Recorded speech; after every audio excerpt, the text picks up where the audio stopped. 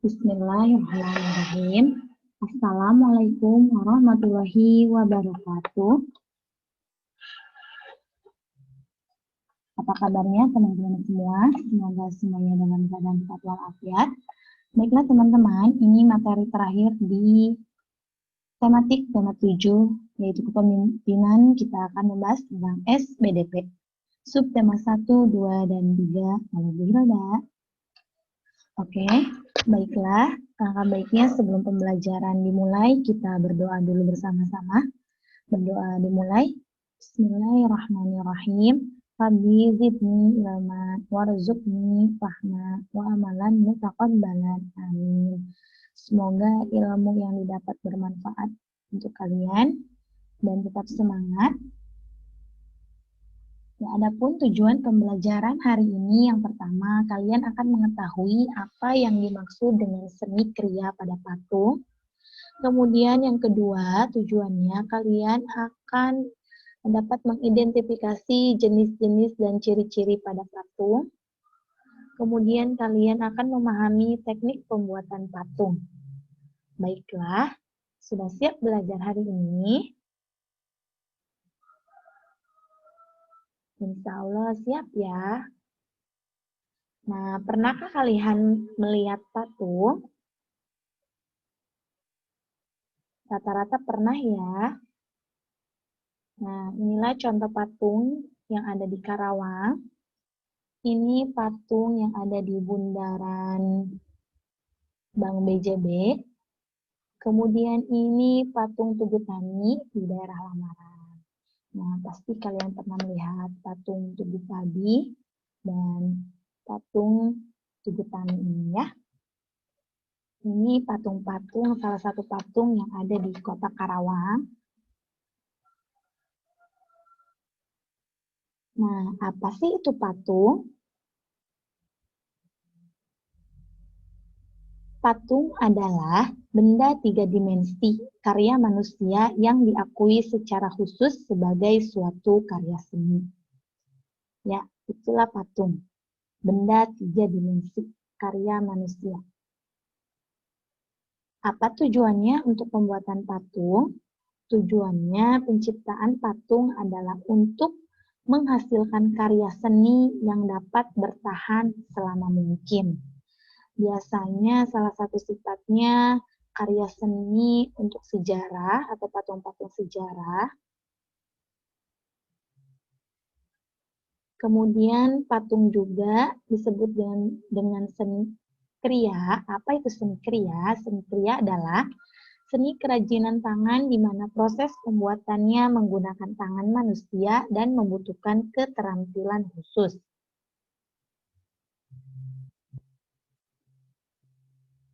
Nah, untuk seni patung berdasarkan bentuknya, ada dua jenis patung berdasarkan bentuknya. Yang pertama disebut dengan figuratif, yang kedua disebut dengan non-figuratif. Apa ya perbedaannya? Kita lihat. Bentuk figuratif. Patung yang dibentuk dengan meniru bentuk aslinya atau yang ada dalam kehidupan nyata. Contohnya seperti bentuk manusia, hewan, atau tumbuhan yang dibuat sedemikian menyerupai bentuk aslinya. Ya, figuratif. Patung yang dibentuk dengan meniru bentuk aslinya. Sedangkan patung yang bentuknya non-figuratif berarti patung yang dibentuk tidak menyerupai bentuk aslinya. Patung jenis ini biasanya menampilkan garis, lekukan, atau bagian tertentu dari suatu objek. Jadi bisa ya membedakan ya. Seni patung berdasarkan bentuknya dibagi dua, yaitu figuratif dan non-figuratif.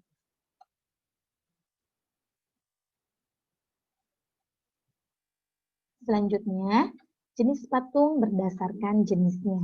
Ada dua jenis patung. Yang pertama itu Zonde-Bos atau jenis patung yang berdiri sendiri. Nih contohnya, jadi samping kanan, samping kiri, depan, belakang itu tidak menempel, hanya bawahnya saja yang menempel. Itu jenis patung yang berdiri sendiri.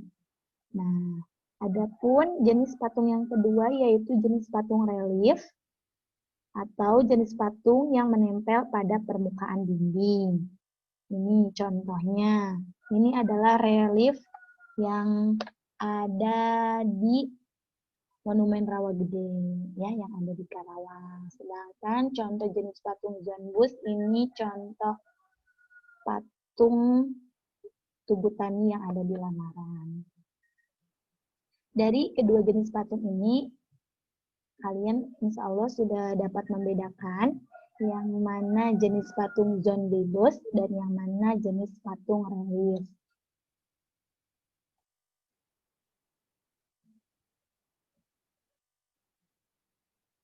Nah, selanjutnya bagaimana ya teknik pembuatan patung? Ada beberapa teknik pembuatan patung.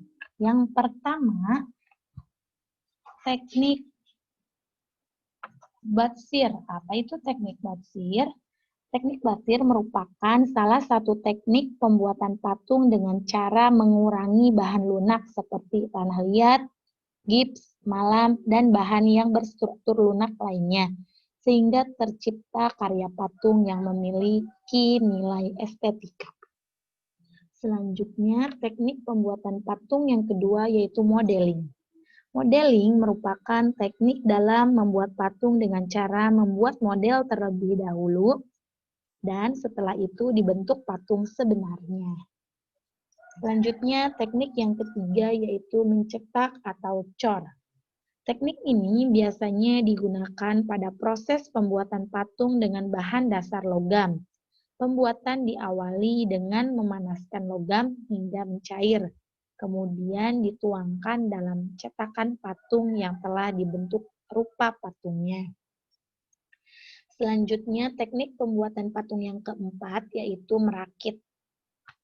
Teknik ini hampir mirip dengan permainan puzzle, yaitu dengan cara merakit bahan dasar patung kemudian merangkainya. Selanjutnya, teknik yang kelima yaitu teknik membentuk. Teknik ini merupakan teknik pembuatan patung dengan cara membentuk patung secara bertahap sehingga tercipta patung yang diinginkan. Dalam teknik ini lebih membutuhkan ketelitian dari senimannya, tetapi kualitas patung yang diperoleh biasanya lebih bagus karena menggunakan perasaan atau feeling dalam membentuknya. Selanjutnya teknik patung yang terakhir yaitu pahat. Teknik pahat biasanya dilakukan pada proses pembuatan patung dengan bahan dasar keras seperti kayu, tulang, batu granit atau batu granit, dan bahan dasar yang berstruktur keras lainnya dengan cara mengurangi bagian-bagian tertentu pada bahan dasar hingga membentuk patung yang diinginkan. Nah, itulah teknik-teknik pembuatan patung. Ada 6 teknik pembuatan patung. Selanjutnya, ciri-ciri patung. Nah, dari seni patung adalah salah satu cara manusia dalam mengekspresikan seni. Dari zaman modern seperti sekarang ini banyak sekali patung yang dibuat oleh manusia dengan nilai seni yang tinggi. Dan beberapa di antaranya memiliki ukuran yang tidak biasa. Berikut beberapa patung yang paling terkenal di dunia seperti patung Liberty yang ada di Amerika, kemudian Sphinx yang ada di Mesir, kemudian Spring Temple Buddha yang ada di Cina, dan patung Garuda Wisnu Kencana yang ada di Bali. Nah, selain itu, seni patung memiliki ciri-ciri. Nah, adapun ciri-ciri seni patung dibagi dua sesuai dengan coraknya. Yang pertama, corak loria. Dan yang kedua, corak doria. Apa sih itu corak loria? Corak loria ciri-cirinya dapat mewujudkan bentuk yang bermacam-macam. Kemudian, sikap duduk dan berdiri mengesankan gagah. Selanjutnya, mewujudkan bentuk perempuan sebagai lambang dewi. Wajahnya tersenyum ramah, dan bentuk lebih harmonis. Sedangkan ciri-ciri patung dengan corak doria Yang pertama, mewujudkan bentuk laki-laki sebagai lambang dewa, kemudian mengesankan kaki kiri ke depan, kemudian mengesankan sikap orang yang berjalan dengan kaki kiri melengkung ke depan, atau wajah ulat dengan senyum angkuh dan bibir sedikit terbuka. Itulah ciri-ciri patung sesuai dengan coraknya. Nah, adapun bahan-bahan pembuatan patung, nah penampilan karya patung bermacam-macam jenisnya. Hal ini dapat kita saksikan di rumah, di taman, atau di museum. Bahan pembuat patung juga dapat diklasifikasi dalam 5 macam. Nah, yang pertama yaitu patung batu. Batu merupakan salah satu bahan utama yang dibuat patung semenjak dahulu. Orang zaman dahulu membuat patung sederhana dari batu dengan cara membentuknya. Karena hasilnya permanen, patung batu menjadi fosil-fosil yang ditemukan oleh manusia kini. Batu yang bagus digunakan untuk membuat patung. Patung batu banyak ditemukan di Eropa, di Mesir, di Yunani, dan di India. Yang kedua yaitu bahan pembuat patung kayu. Patung yang dibuat dari kayu memang terlihat lebih indah dan memiliki nilai seni. Namun dibandingkan material lain, kayu merupakan material yang mudah lapuk, mudah dirusak serangga, dan mudah terbakar. Patung kayu cukup populer di berbagai kebudayaan, terutama untuk dibuat tiang totem. Selanjutnya, patung besi. Material-material berupa perunggu, logam, dan besi lainnya cukup populer dibuat patung. Besi dianggap lebih kuat dan tidak mudah rapuh jika dibandingkan dengan batu. Banyak orang dahulu mulai beralih membuat patung dari besi. Tidak lama kemudian, patung dari emas pun dibuat dan memiliki nilai jual yang cukup mahal. Beberapa jenis besi pun biasanya diproses dan disatukan agar menghasilkan material patung yang lebih berkualitas. Yang keempat, patung kaca. Dibandingkan jenis patung lainnya, patung kaca adalah patung yang proses pembuatannya paling rumit dan membutuhkan beberapa tahapan teknik. Kaca memang bisa diukir dengan tingkat kesulitan yang cukup tinggi, akan tetapi hasilnya terlihat sangat indah dan menarik, sepadan dengan usahanya ya. Dan yang terakhir yaitu bahan patung tanah liat atau tembikar.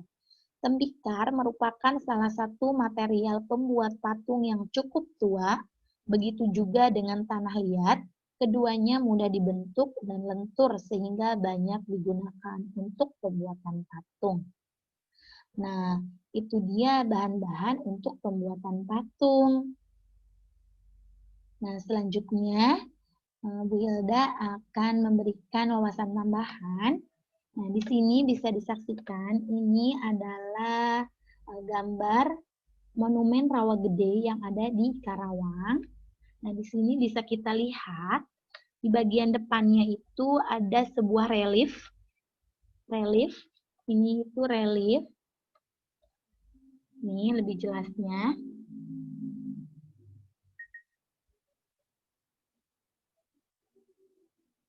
Jadi ini relief cerita pada kejadian waktu itu yang terjadi pada Rawagede, pembantaian Rawagede oleh pihak tentara Belanda.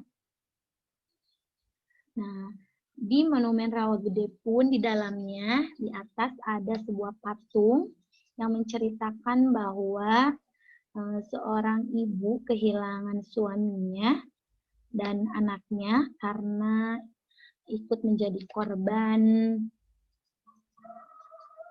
tragedi Rawagede. Selanjutnya di bagian bawah Monumen Rawagede juga terdapat sebuah diorama. Di sini berisi dengan patung, 3 patung tentara dengan memakai seragam serta membawa senjata. Kemudian ada patung warga negara Indonesianya, ada anak kecil, ada yang meninggal dan tertusuk. Di sini, ini ibunya. Inilah contoh patung sejarah yang dijadikan sejarah.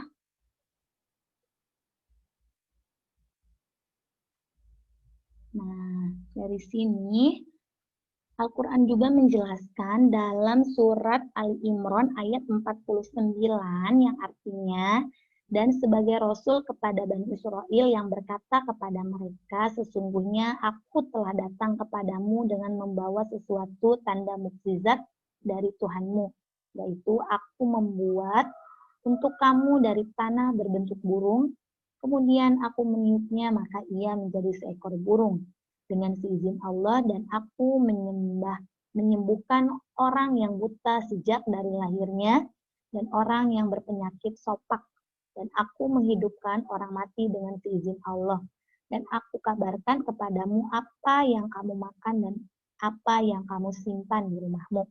Sesungguhnya pada yang demikian itu adalah suatu tanda kebenaran kerasulanku bagimu jika kamu sungguh-sungguh beriman.